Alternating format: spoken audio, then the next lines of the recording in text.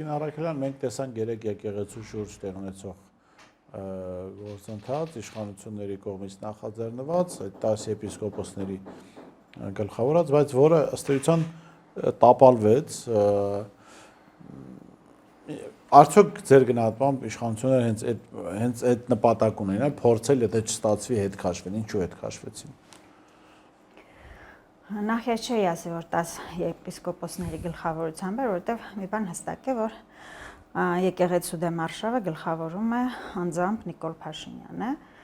եւ այդ 10 եպիսկոպոսներից շատերը դեռևս ամիսներ առաջ դեմ էին արտահայտվում նրա այդ արշավին, հա, եւ փաստացի վեհապարի եւ հայ առաքելական Սուրբ եկեղեցու կողմն էին։ Եվ զարմանալիորեն ամիսներ հետո, հա, նրանք շրջվեցին ամբողջովին եւ դուրս եկան կաթողիկոսի կողմ։ Այսինքն այստեղ հստակ կարող ենք ասել, որ ստիպողաբար նրանց վրա ստիպողաբար, հա, ինչ որ գործադրումներով, կոմպրոմատների եւ այլ փաստերի նրանց ստիպել են, որպեսզի իրենք ելնեն եւ փաստորեն այդ նամակը փոխանցեն վեհարան։ Ֆիասկոյի մասով ինչու է նա գնում, տեսեք, այսպես է, Օվերտոնյան պատուհանները բացում։ Նիկոլ Փաշինյանի վերջին տարիների իշխանավարումը անդադար այդպիսի պատուհանների բացում է։ Այսինքն նույնիսկ եթե նա այս պահին կարծում է, որ անհաջողություն կունենա, բայց քայլ առ քայլ անդադար այդ կեղծ թեզերը, հա, կաթողիկոսի դեմ հնչեցնելով, այդ պառակտումը ժողովրդի մեջ մտցնելով, անջատողականությունը, նա ի վերջո հույս ունի, որ կհասնի իր նպատակին։ Երեք հետաքրքիր է, որ այդ եկեղեցու դեմ ընթացող գործընթացների ֆոնին այսպիսի կարծիք հնչեց խմբագիրների մեկի կողմից, փորձեցին համատականներ տանել Քոչարյանի եւ Նիկոլ Փաշինյանի միջեւ, ինչն էր այստեղ համատելի եւ փորձել օրինակ ասել բան, որը անգամ այսօր անգամ ԿՊԱ-ականները չեն ասում, Քոչարյանը սպանել է 10 մարդ, Նիկոլ Փաշինյանը կսպանի 1000, հա, նախ սպանությունների հանգամանքները բացահայտված չեն եւ երկրորդ, եթե անգամ այո իշխանություններին կարելի է մեղադրել եւ պետք է մեղադրել, որ թույլ տրվեցին, որ գործակալները նման խժդժություններ առաջացնեն, որը բերեց նրան, որ սպանվածներից առնվազն 4-ը ոստիկանների կողմից գործադրված զենքի միջոցով են զրկվել կյանքից, բայց դա նախ մեկ 10 չի եւ երկրորդը եղել են անկարգությունները ոստիկանության կողմից, գուցե նաեւ անհամաչափ ուժ է կիրառվել։ Ինչու է այս պիտակավորումը օգտագործում, որ Քոչարյանը սպանեց 10 մարդ։ Եվ հենց այս եկեղեցու գործընթացի ֆոնն էլ ինչ կապ ունի դրա հետ։ Տեսեք, այդ համեմատականները համեմատություն կարելի անցկացնել երկու տարբերակով, հա։ Մի տարբերակում համադրելով եւ մյուսում հակադրելով։ Հիմա այս մարդիկ համադրում են փաստորեն, չնայած շատերս գիտենք եւ փաստերը խոսում են այն մասին, որ Նիկոլ Փաշինյան եւ Ռոբերտ Քոչարյան գործիչները, հա, լրիվ հակառակ կերպարներ են, թե իրենց արժե համակարգով, թե իրենց քաղաքականությամբ եւ թե իրենց իշխանավարմամբ։ Իսկ համեմատության մեջ համադրելը հետապնդում է մեկ նպատակ միայն, որի մասին շատերս վերջերս անդադար խոսում ենք, հա, դա Ռոբերտ Քոչարյանին հավաքական այդ համընդհանուր ընդդիմադիր դաշտից այսպես մի կողմ դնելն է, հա, եւ ստվերում ներքին կարգով բոլոր ուժերը նրա դեմ կենտրոնացնելը։ Ես բազմիցս եմ խոսել այս մասին, որ նույնիսկ նրանք, ովքեր այսպես դիրքավորված են, հա, որպես Քոչարյանին ընկալող եւ Քոչարյանին կողմնակից, նրանցից շատերը անհրաժեշտ պահին եւ սա մենք տեսել ենք, հա, սա փաստ է, արդեն նորից դուրս են գալիս եւ սկսում են խոսել Ռոբերտ Քոչարյանի դեմ։ Այսինքն ունենք դաշտ, նորից նշենք, որտեղ հստակ կա ծրագիր, թույլ չտալ, որպեսզի Ռոբերտ Քոչարյանը գա իշխանության։ Եվ միայն այս պատճառով է, որ այդ թե հոկտեմբերի 27-ի դեպքերը, թե մարտի 1-ի դեպքերը մշտապես շահարկվում են նրա դեմ, մինչդեռ մի բան եւս պարզ է, հոկտեմբերի 27-ի ժամանակ Ռոբերտ Քոչարյանը նորաթուխ նախագահ էր, հա, եւ այսպես մի քիչ մտքից տկար պետք է լինել, որպեսզի մտածել, որ նախագահը պետք է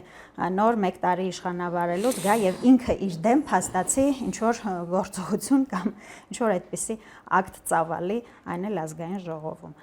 Նույնը մարտի 1-ի մասով, հա, առավել եւս պետականամետ գործիչ Ռոբերտ Քոչարյանի առումով, հատկապես վերջին տարիները մեզ ապացուցեցին, որ մարտի 1-ը փաստացիորեն պետականության պաշտպանության օր էր եւ ոչ այն, ինչ ներկայացնում են, հա, տվյալ քաղաքական կամ հասարակական գործիչները մեծ մասամբ, հա, ընդդիմադիր դիրքավորված, բայց արժեհամակարգով եւ իրենց քաղաքական հայացքներով նորից այսպես ասած Նիկոլ Փաշինյանի, Լևոն Տեր-Պետրոսյանի թեզերի կողմնակից հանդիսացողները։ Այսպիսով համադրելով Նիկոլ Փաշինյան եւ Ռոբերտ Քոչարյան գործիչներին, այս մարդիկ պարզապես մեկ հարց են լուծում։ Հանրության մոտ փորձում են ընկալում ստեղծել, որ նույնանման գործիչներ են եւ հեռահար պլանով ընտրությունների ձայների հարցն են լուծում, այսպես ասեմ։ Լավ, գալով Նիկոլ Փաշինյանին մենք լսեցինք, որ Եվրամիության պաշտոնյաները հայտարարեցին, որ իշխանության ըստ էության Նիկոլ Փաշինյանի խնդրանքով իրենք պիտի աջակցեն ռուսական պրոքսիների դեմ այս ընտրական process-ում։ Ինչու է Փաշինյան դիմել Եվրամիության օգնության, այսինքն ինքը գիտի, որ ընտրություններով հաղթելու շանս չունի, թե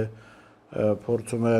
հավելյալ տոկոսներ իր համար ապահովել, ինչ խնդիր կա այստեղ ձեր գնահատմամբ։ Տեսեք, սա սպասելի էր։ Այստեղ ոչ մի արտառոց բան չկա, քանի որ նորից վերջին 5 տարիներին մենք տեսանք, թե ինչպես Եվրամիության այսպես ուղակի, հա, սատարումով Նիկոլ Փաշինյանին հաջողվեց թե ամբողջությամբ հանձնել եւ հայաթափել Արցախը եւ թե անցնել արդեն Հայաստանի Հանրապետության ինքնիշխան տարածքի հողերին։ Եվ այս ամենում օգնում էին, իհարկե, նրանք օգնում էին Նիկոլ Փաշինյանին նույնիսկ մինչև պատերազմը, հա, մենք հիշում ենք, պայքարը սկսել էր արդեն 19 թվականի սկզբից, հա, երբ նույն կրթական չափորոշչի դեմ էինք պայքարում, որը որ արդեն հստակ էր, որ եվրոպական ստանդարտներով եւ այսպես թուրքական շահերի ներքո գրված չափորոշիչներ են, նույնիսկ պատմության չափորոշիչները թուրքերի հետ գրված, հա, ինչպես ունենք ապացույցները, եւ այն ժամանակ եւս Եմեն այսպես կոչված ձայն չէր բարձրացնում այն բոլոր նորից բռնաճնշումների դեմ, որոնք մենք պայքարի ժամանակ տեսել ենք Նիկոլ Փաշինյանի իշխանության կողմից։ Բնականաբար հիմա ավելի կոշտ են դրանք շարունակվելու, ինչու, որովհետեւ Նիկոլ Փաշինյանը անմիջականորեն ապահովել է իրենց քաղաքականության եւ իրենց շահերին հարմար արդյունքներ Հայաստանի Հանրապետությունում, հա։ Նախորդ օրը Facebook-յան ընկերներիցս մեկը հարց էր բարձրացրել, թե ինչու էին օրինակ մինչև 18 թվականը այս նույն Եվրամիության անդամները անդադար արձագանքում իշխանական բռնաճնշումներին կամ որևէ գործողության, որը դեմ էր խոսքի ազատությանը, հանդուրժողականությանը եւ այլն եւ այլն։ Իսկ փաստորեն 18-ից հետո լռում են։ Այստեղ պիտի մեջ բերեմ ԱՄՆ երրորդ նախագահ Թոմաս Ջեֆերսոնի արտահայտած միտքը իր երթմնակալության արարողության ժամանակ։ Նա ասել է, խոսքի ազատությունը եւ հանդուրժողականությունը տեղ ունեն այնքան ժամանակ, քանի դեռ չեն սպառնում պետականությանը, ինքնիշխանությանը եւ ժողովրդի ազատությանը։ Եթե մենք նայենք այս տեսանկյունից, ապա Եմեն հենց այս խնդիրն է լուծում։ Այնքան ժամանակ, քանի դեռ իրենց շահերին ձեռնտու էր, որպեսզի այստեղ լիներ խոսքի ազատություն, իրենք պահում էին դա այդ հանդուրժողականությունը, եվրոպական արժեքներ, ստանդարտներ, որոնք իրականում ապարժեքություն են, հա, ինչպես տեսնում ենք։ Իսկ հիմա իրենց շահերին ձեռնտու է, որպեսզի իրենք չխոսեն դրա դեմ, այսինքն սատարեն Նիկոլ Փաշինյանին եւ ասեն, որ այո, այսպես էլ պետք է լինի, մյուս կողմում ռևանշիստներ են, չնայած իրենք բացայի բաց չեն ասում, բայց այդ խոսքը մենք լսում ենք Թուրքիայի եւ Ադրբեջանի ղեկավարների կողմից, հա։ Խեղկատակություն է ինքնին այն միտքը, որ երկրի վարչապետը դիմում է օտար ուժերի, որպեսզի նրանք այստեղ լուծեն այլ օտար ուժերի միջամտության խնդիրը, հա, աբսուրդ է, այս ամենը։ Բայց ինչպես տեսնում ենք, եվրոպացի քաղաքագործիչները, պաշտոնյաները, հա, կարկառունները հույս ունեն, որ այս աբսուրդը եւս կանցնի, որ իրենք հերթական անգամ հայ ժողովրդին կկարողանան մոլորեցնել այդ ամենով եւ իհարկե պահել, հա, իրենց արձանագրած արդյունքները այստեղ, մասնավորապես Նիկոլ Փաշինյանի քաղաքականության ներքո։ Ինչ պետք է անի ընդդիմությունը ձեր գնահատմամբ։ Այս արտաքին միջամտության դեմ նաև։ Ընդդիմությունը նախ ավելի ակտիվ պետք է լծվի այս մոլորությունները, այս փաստացի, հա, աբսուրդ երևույթները լուսաբանելու հանրությանը։ Եվ ըստ իս ընդդիմությունը պետք է լայնորեն խուսափի այդ միաբանում, համախմբում գաղափարից, քանի որ ես էլ եմ խոսել սրա մասին, նորից կասեմ, այդ շատ լավ է, ես առաջինն եմ կողմ, որպեսզի լիներ ժողովրդական, համաժողովրդական միաբանում, համախմբում, բոլորս մեր քաղաքական, պետական գործիչների հետ, հա, ընդդիմադիր դաշտի, եւ փաստորեն ըստ տրամաբանության մենք կարողանայինք մեր երկրի ղեկից վռնդել այդ գործակալական իշխանությանը, բայց սա տեղի չի ունենում եւ հայտնի պատճառներով տեղի չի ունենում եւ հիմա ընդդիմադիր ուժերը լավ կանեն ամենքը իր տեղում իր խրամատը պահի, այսպես ասեմ, հա, ամենքը իր քաղաքականության շրջանակներում, ամենքը իր գիտեցածի, իր փորձի, իր քաղաքական վեկտորի, իր անցած ճանապարհի, իր պատմական, հա, այդպես փորձից ելնելով ամենքն իրենց տեղում պայքարեն Կարծում եք կստացվի այդ պարագայում։ Կարծում եմ ավելի լավ կստացվի այդպես, քան անդադար կեղծ, այսպես վերացական համախմբում խաղալով եւ միևնույն վատ արդյունքը գրանցել։